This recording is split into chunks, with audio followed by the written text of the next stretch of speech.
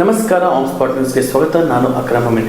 ಬಿಡದಿಯ ನೂರಾರು ರೈತರು ಇಂದು ನನ್ನನ್ನು ಭೇಟಿ ಮಾಡಿದ್ದಾರೆ ಎಂದು ಸಿಎಂ ಡಿ ಕೆ ಶಿವಕುಮಾರ್ ಹೇಳಿದರು.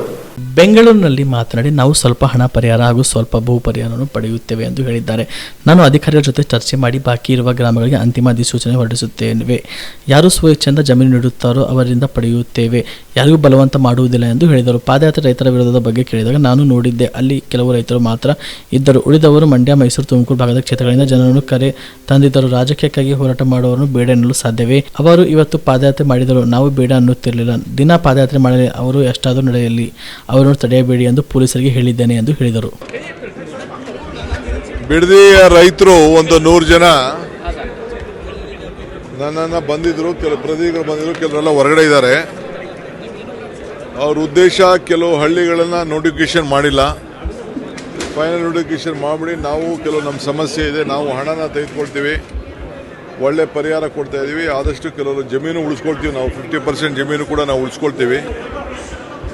ಸೊ ನಮಗೆ ನಮ್ಮ ಹೆಸರುಗಳು ನೋಟಿಫಿಕೇಶನ್ ಆಗಿಲ್ಲದ್ರಿಂದ ನಾವು ಹಣ ತೆಗೆದುಕೊಳ್ಳೋಕ್ಕಾಗ್ತಾಯಿಲ್ಲ, ದಯವಿಟ್ಟು ಮಾಡಿ, ನಾವೆಲ್ಲ ಸಿದ್ಧತೆ ಇದ್ದೀವಿ ಅಂತೇಳಿ ಅವರ ಅಭಿಪ್ರಾಯವನ್ನು ವ್ಯಕ್ತಪಡಿಸಿದ್ದಾರೆ. ಸೊ 200-250 ಜನ ರೈತರು ಕೂಡ ಬಂದಿದ್ದಾರೆ. ಖಂಡಿತ ಅವರಿಗೆ ನಾನು ನಮ್ಮ ಆಫೀಸರ್ಸ್ಗೆ ತಿಳಿಸಿ, ಇನ್ನು ಯಾವ್ಯಾವ ಊರು ಉಳ್ಕೊಂಡಿದೆ ಅವನ್ನೆಲ್ಲ ನೋಟಿಫಿಕೇಶನ್ ಮಾಡಿ, ಯಾರು ಕೊಡ್ತಾರೆ ಅದನ್ನು ತೆಗೆದುಕೊಳ್ತೀವಿ, ಯಾರಿಗೂ ಬಲವಂತ ಮಾಡೋಕೆ ಎಲ್ಲ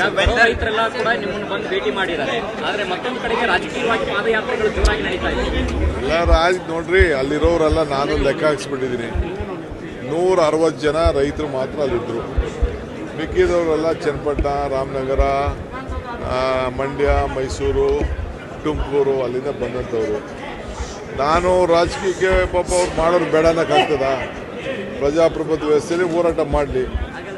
ಇವತ್ತು ಪಾದಯಾತ್ರೆ ಮಾಡಿದ್ರು ನಾವೇನು ಬೇಡ ಅಂತ ಏನಿರ್ತದೆ, ದಿನ ಪಾದಯಾತ್ರೆ ಮಾಡಲಿ, ದಿನ ಹೋರಾಟ ಮಾಡಲಿ, ನಮಗೇನು ಅದಕ್ಕೆಲ್ಲ ನಾನು ಅವ್ರಿಗೆ ನಮ್ಮ ಪೊಲೀಸ್ ಆಫೀಸರ್ ಕೇಳಿದ್ದೀನಿ, ಎಲ್ಲ ಅವ್ರು ಎಷ್ಟು ಬೇಕಾದ್ರೂ ನಡೀಲಪ್ಪ, ಬಿಟ್ಬಿಡಿ ಅವ್ರನ್ನ ಅಂತ ಹೇಳಿದ್ದೀನಿ.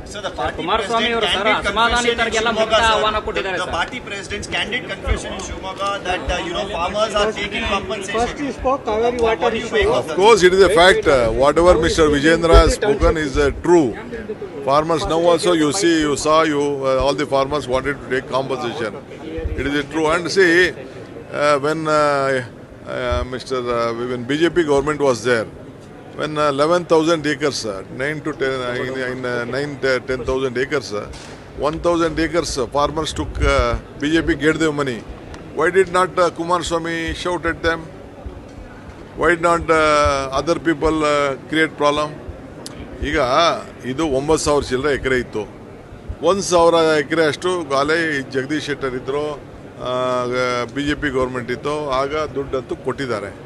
ರೈತರು ತೊಗೊಂಡ್ರಲ್ಲ, ಆಗ ಯಾಕೆ ಇದನ್ನು ನಿಲ್ಲಿಸು ಅಂತ ಹೇಳಿಲ್ಲ, ಇವರೇ ನಿಂತ್ಕೊಂಡು ದುಡ್ಡು ಕೊಡಿಸಿದ್ರಲ್ಲ ಅವ್ರಿಗೆಲ್ಲ. ಅದು KDBಯಿಂದ ಅದೇ ಈ ನೋಟಿಫಿಕೇಶನ್ ಆಗಿ ಜಮೀನು ಬಗ್ಗೆ ದುಡ್ಡು ಕೊಡಿಸಿದಾರಲ್ಲ, 80 ಲಕ್ಷ 90 ಲಕ್ಷ ಕೊಡಿಸಿದಾರೆ, ಯಾಕೆ ಅವ್ರು ನಿಲ್ಲಿಸಲಿಲ್ಲ? ಅಸೆಂಬ್ಲಿಲಿ ಚರ್ಚೆ ಮಾಡಲಿ, ಅದೆಲ್ಲ ನಾನು ಮಾತಾಡ್ತೀನಿ. ನಾನು ಈಗ ಪಾಪ ರೈತರುಗಳು ನಮ್ಮ 2-3 ನೋಟಿಫಿಕೇಶನ್ನ ಬಿಟ್ಬಿಟ್ಟಿದ್ದೀರಿ ಅಂತ ಹೇಳಿದ್ದಾರೆ, ಅದನ್ನು ನಾನು ಕೇಳ್ತೀನಿ, ಎಂತಕ್ಕೆ ಬಿಟ್ಟರು, ಏನು ಬಿಡಲ್ಲ, ಯಾವುದು ಬಿಡ್ತಾ ಇಲ್ಲ. ಪಾಪ ರೈತರಿಗೆ ತೊಂದರೆ ಆಗಬಾರ್ದು ರೆಡ್ ಝೋನಿಂದ ಅಂತೇಳಿ ಅವರೆಲ್ಲ ಬಂದು ನಾವು ದುಡ್ಡು ತೊಗೋತೀವಿ, ನಾವು 10 ಜನ ಅರ್ಧ ಉಳಿಸ್ಕೊಳ್ತೀವಿ 50% ಅಂತ ಪಾಪ ಕಾತರದಿಂದ ಬಂದು ಕೇಳ್ಕೊಂಡ್ರು. ನಾನು ಅಧಿಕಾರಿಗಳ ಹತ್ರ ಮಾತಾಡ್ತೀನಿ. Today we'll do it.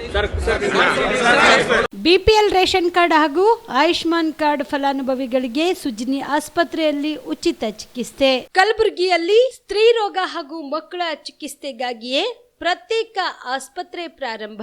ಸುಜ್ನಿ Kalyana Karnataka ಭಾಗದ ಅತ್ಯಾಧುನಿಕ ತಾಯಿ ಮತ್ತು ಶಿಶುವಿನ ಆರೈಕೆಯ ಆಸ್ಪತ್ರೆ. ಸ್ತ್ರೀ ರೋಗ ತಜ್ಞ ಖ್ಯಾತ ವೈದ್ಯರು ಹಾಗೂ ಮಕ್ಕಳ ತಜ್ಞ ಖ್ಯಾತ ವೈದ್ಯರ ತಂಡದಿಂದ ಕಡಿಮೆ ದರದಲ್ಲಿ ಚಿಕಿತ್ಸೆ, ವಿಶ್ವ ದರ್ಜೆಯ ಉಪಕರಣಗಳ ಮತ್ತು ಅತ್ಯಾಧುನಿಕ ICU, NICU ಹಾಗೂ ಇತರೆ ಸೌಲಭ್ಯಗಳಿಂದ ಮಕ್ಕಳಿಗೆ ಗುಣಮಟ್ಟದ ಆರೈಕೆ. ಸುಜಿನಿ ಆಸ್ಪತ್ರೆಯಲ್ಲಿನ ಸೌಲಭ್ಯಗಳು: ದಿನದ 24 ಗಂಟೆಯಲ್ಲಿ ತುರ್ತು ಸೇವೆ, ಹೈ ರಿಸ್ಕ್ ಗರ್ಭಧಾರಣೆ, ಒಬೆಸ್ಟ್ರಿಕ್ ICU, ನವಜಾತ ಮತ್ತು ಶಿಶು ICU, ಶಿಶು ಸಂಬಂಧಿತ ಶಸ್ತ್ರಚಿಕಿತ್ಸೆ, ಲ್ಯಾಪ್ರೋಸ್ಕೋಪಿ, ಲಸಿಕಾಕರಣ, ತಜ್ಞ ವೈದ್ಯರ ಸಲಹೆ, ಡಯಾಗ್ನೋಸ್ಟಿಕ್ ಮತ್ತು ಅಲ್ಟ್ರಾಸೌಂಡ್ ಸೇರಿದಂತೆ ಅನೇಕ ಸೌಲಭ್ಯಗಳು ನಿಮ್ಮ ಸುಜಿನಿ ಆಸ್ಪತ್ರೆಯಲ್ಲಿ ಲಭ್ಯ. ಹೆಚ್ಚಿನ ಮಾಹಿತಿಗಾಗಿ ಸಂಪರ್ಕಿಸಿ ಸುಜಿನಿ ಆಸ್ಪತ್ರೆ, ಬಿಗ್ ಬಜಾರ್ ಎದುರುಗಡೆಗೆ, ಕಲಬುರಗಿ. ದೂರವಾಣಿ ಸಂಖ್ಯೆ 08472272727 ಅಥವಾ ಮೊಬೈಲ್ ನಂಬರ್ 9900427814.